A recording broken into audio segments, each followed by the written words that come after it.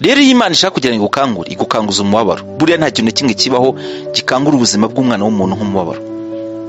Umubabaro Imana iwita uruganda.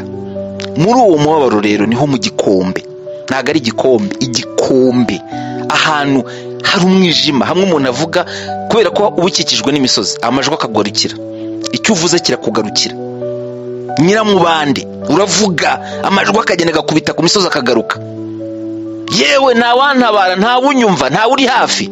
Wavuga ukajya wumva amajwi ngo ntawantabara, ntawe uri hafi. Abo n'abantu bagukikije nabo bari imisozi. Nyiramubande zirakugarukira, umubwira ko ushonje akubwira ati twebwe tumaze iminsi 2, wowe umaze umwe.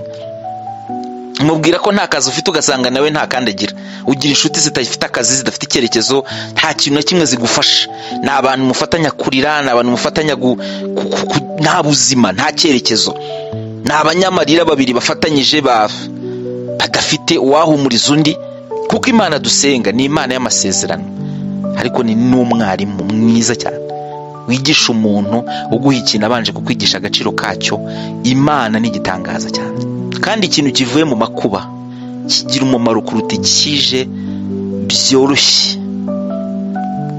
Nitukwigisha amagambo nk'aya si ukugushinyagurira. Umuntu wese aba afite ibigeragezo acamo, umuntu wese aba afite intambara ze, n'abari bibona ko badaca mu bigeragezo bafite ibyo bacamo.